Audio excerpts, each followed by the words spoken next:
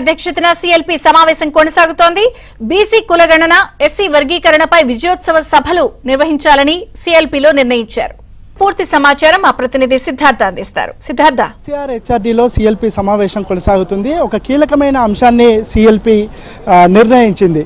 BC కులగణన, SC వర్గీకరణకు సంబంధించి ప్రజల్లో మంచి పాజిటివ్ రెస్పాన్స్ వస్తుంది ప్రభుత్వానికి. దీనిపై ఒక విజయోత్సవ సభలు చేయాలని సిఎల్పి నిర్ణయించింది. రెండు వేర్వేరు జిల్లాల్లో, ఒకటి బీసీ కులగణనకు సంబంధించిన అంశంపైన, మరొకటి ఎస్సీ వర్గీకరణకు సంబంధించినటువంటి అంశంపైన రెండు భారీ బహిరంగ సభలు చేయాలని నిర్ణయం తీసుకున్నారు. దీనికి సంబంధించినటువంటి డేట్స్ను కూడా ఈరోజు కానీ రేపు కానీ అనౌన్స్ చేసే అవకాశం ఉంది. దీనికి చీఫ్ గెస్ట్గా ఇటు రాహుల్ గాంధీని, ప్రియాంక గాంధీని, మల్లికార్జున ఖర్గేని, సోనియా గాంధీని పిలవాలని సిఎల్పి భావిస్తూ ఉంది.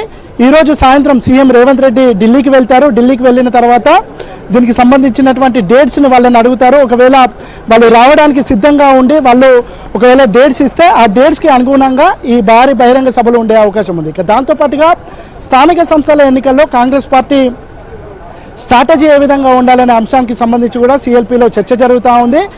90% స్థానాలను క్లీన్ స్వీప్ చేయాలని కాంగ్రెస్ భావిస్తుంది. దానికి అనుగుణమైనటువంటి స్ట్రాటజీని కాంగ్రెస్ పార్టీ ఈరోజు ఖరారు చేయనుంది. కొంతమంది ఎమ్మెల్యేలు అసంతృప్తిగా ఉన్నారు.